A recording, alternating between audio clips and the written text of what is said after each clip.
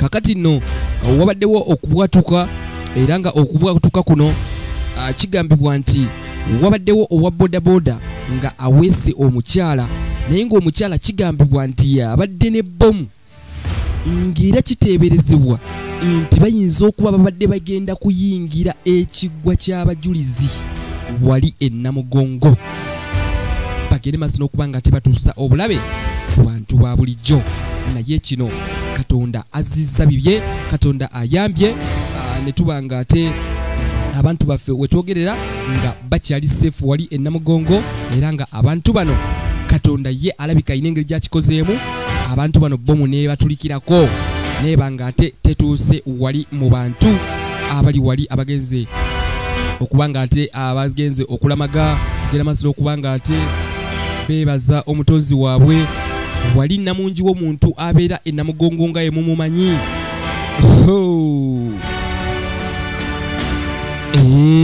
kansooke mbalageko ku wano katono nnyo embeera bwetyo wekyagera maaso n'okuba nga ate etambula gwe wena ampuliriza mawulire si malungi n'akamu n'akatono n'akeddagala kyenyinza ogera maaso n'okuba nga ate nkugamba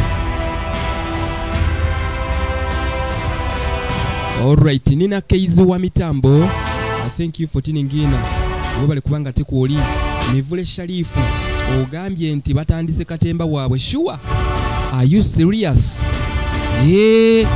fe kyetulabako kyetukuleetera era nga okubwatuka kuno kubadde kw'amaanyi nnyo ekibadde kitatera kubeerawo nga bulijjo gwe wenna ampuliriza agenda maaso n'okuba nga ate atumbudde omukutu Keke TV Uganda bwe bityo webiri nkugambye baabo obalaba baabaawo nga woolengera wansi awo obangezeeko okuzuumingirako ogende maaso n'okuba nga ate okirengera bulungi kankuzuumingireko katono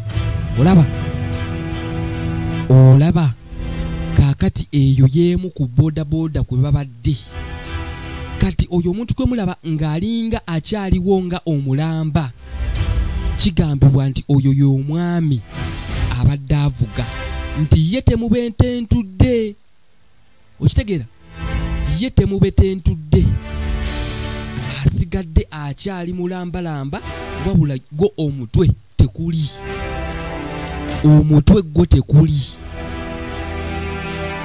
nga bogenda maaso n'okuba nga ate olengera gwe wenna ampuliriza omutwe gwo tekuli naye ate omukyala agambibwa okuba nti yabadde ne bbomu atulise obufiififi omanyi kye bayita obufiififi omukyala atulise obufiififi era aweddewo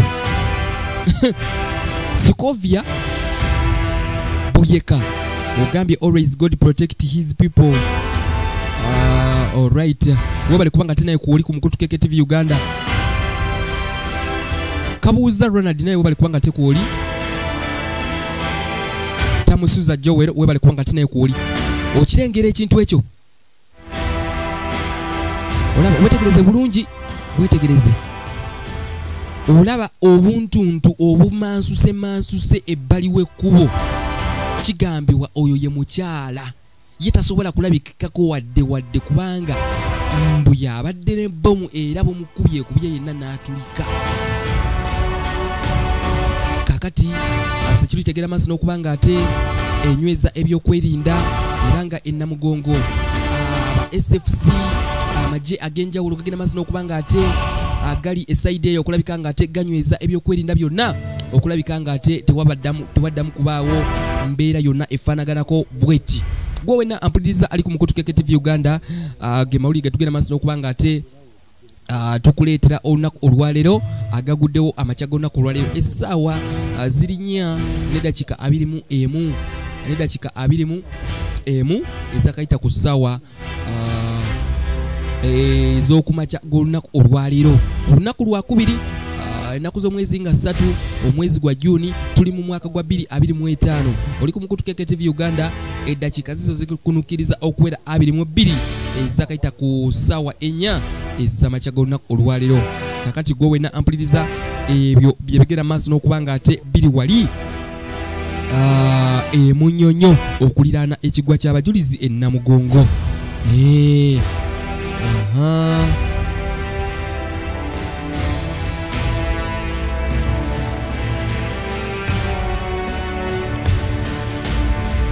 Alright. Kakati ngenda kutuusaako kankutuuseeko afande ayina byali mu kwogera wano tulabe atunnyonnyole bulungi kiddala ekigenze maaso n'okuba nga ate kibaawo kituufu ebbomu eno etulise aba bodaboda oba omukyala abadde ku bodaboda ono agambibwa okubeera n'ebbomu abadde ayagala kuyingira wali ennamugongo okutulisa abantu. Kambeeko omukyala gwenkutuusaako wano latha omupoliisi gwenkutuusaako agende maaso n'okuba nga ate omanya ebigenda maaso n'okuba nga ate bitambula. Afande katulabe aterezaamuko katono nnyo wano nkutuuseeko afande waliwo kyali mu kugamba eggwanga wano. Embeera bwetu bwe kyagenda maaso n'okuba nga tetambula gwe wenna ampuliriza. Njagala kutuusaako afande wano ayina byagenda okugamba wano, ayina byagenda okutunnyonnyola. Tulabe nagambye ndi mulwaddemukko katono ayinza obutabanga wa bulijjo naye nja kusobola okulabika nga ate nkutuusaako update yonna gye nsobodde okulabika nga ate nfuna yonna ogere maaso n'okuba nga ate ogimanya gwe wenna atumbudde Omukutukeke TV Uganda. Kakati kankutuuseeko afande wano tulabe ate kikyagamba. Take on today's ugly incident. Today's ugly incident, there has been an explosion here, but the most important message to our people is that they should remain calm. We are in control, all the security forces are here present. We are just preserving this scene to ensure that it is well investigated. So far, no bystanders or people nearby have been injured or dead, apart from those who are on a motorcycle. What have you gathered so far?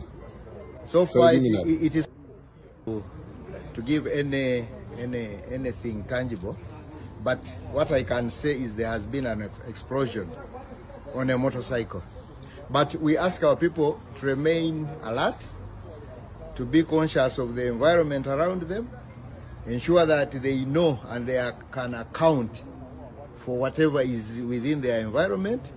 But the other assurance I want to give is that the situation is under control, and let them continue with our normal celebrations of Martyrs' Day and all other activities.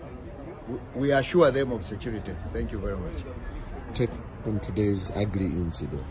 Today's ugly incident, there has been an explosion here, but the most important message to our people is that they should remain calm. We are in control, all the security forces are here present. We are just preserving this scene to ensure that it is well investigated. So far, no bystanders or people nearby have been injured or dead, apart from those who are on a motorcycle. What have you gathered so far?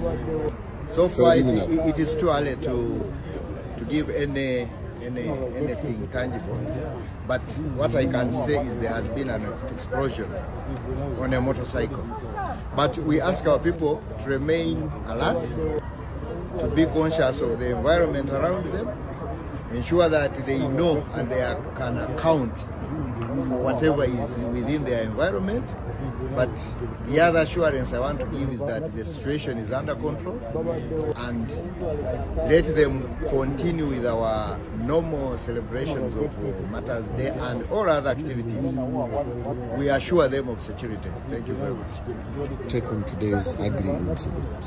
Today's ugly incident, there has been an explosion here, but the most important message to our people is that they should remain calm. We are in control, all the security forces are here present. We are just preserving this scene to ensure that it is well investigated.